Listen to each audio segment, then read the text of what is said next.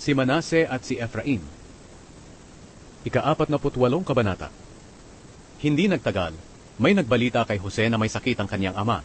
Kaya dinala niya ang dalawang anak niyang sina Manase at Efraim at pumunta kay Jacob. Nang malaman ni Jacob na dumating ang anak niyang si Jose, sinikap niyang makaupo sa higaan niya. Sinabi ni Jacob kay Jose, "Noong naroon pa ako sa Luz, sa lupain ng Kanaan, nagpakita sa akin ng makapangyarihang Diyos at binasbasan niya ako. Sinabi niya, bibigyan kita ng maraming lahi para maging ama ka ng maraming tao. At ibibigay ko ang lupaing ito ng Kanaan sa mga lahi mo at magiging kanila ito magpakailanman." Nagpatuloy si Jacob sa pagsasalita. "Ang dalawa mong anak na sina Efraim at Manase, na ipinanganak dito sa Ehipto bago ako dumating, ay ituturing kong mga anak ko. Kaya kagaya kina Reuben at Simeon, magmumula rin sa kanila ang mga lahi ng mga Israelita. Pero ang susunod mong mga anak ay maiiwan sa iyo at makakatanggap ng mana galing kina Efraim at Manase. Naalala ko ang pagkamatay ng iyong ina. Galing kami noon sa Padan-aram at naglalakbay sa lupain ng Kanaan. Malapit na kami noon sa Efrata nang mamatay siya. Kaya inilibing ko na lang siya sa tabi ng daan na papunta sa Efrata. Ang Efrata ang tinatawag ngayon na Bethlehem." Nang makita ni Israel ang mga anak ni Jose, nagtanong siya, "Sino sila?" Sumagot si Jose, "Sila po ang mga anak ko na ibinigay sa akin ng Diyos dito sa Ehipto." Kaya sinabi ni Israel, "Dalhin sila rito sa akin para mabasbasan ko sila." Halos hindi na makakita si Israel dahil sa katandaan. Kaya dinala ni Jose ang mga anak niya papalapit kay Israel. Niyakap sila ni Israel at hinalikan.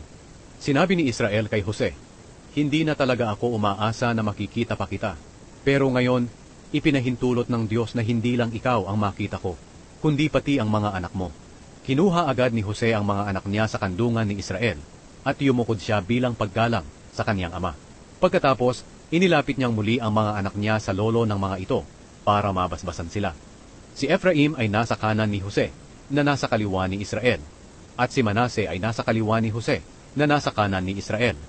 At ipinatong ni Israel ang kanang kamay niya sa ulo ni Efraim na siyang nakababata, at ipinatong ang kaliwang kamay niya sa ulo ni Manase na siya namang nakatatanda. Pagkatapos, binasbasan niya ang mga ito na sinasabi, "Naway pagpalain ang mga batang ito ng Diyos na pinaglingkuran ng aking mga ninuno, na sina Abraham at Isaac, na siya ring Diyos na nagbabantay sa akin, simula nang ipinanganak ako hanggang ngayon. At naway pagpalain din sila ng anghel na nagligtas sa akin sa lahat ng kapahamakan.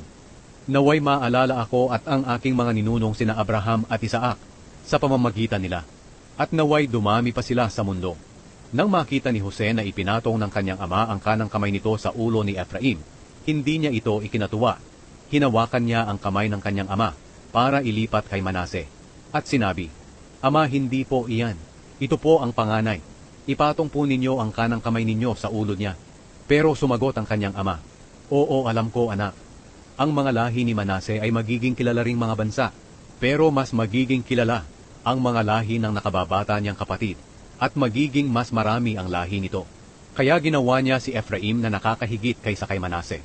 At sa araw na iyon, binasbasan niya ang mga ito na nagsasabing, "Gagamitin ng mga Israelita ang pangalan mo sa pagbabasbas. Sasabihin nila, naway pagpalain ka ng Diyos kagaya ni na Efraim at Manase."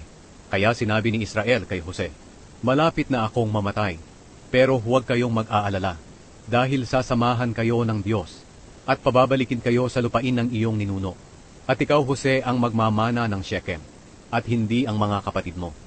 Ang lupain na iyon na napasa akin dahil sa pakikipaglaban ko sa mga Amoreyo sa pamamagitan ng espada at pana.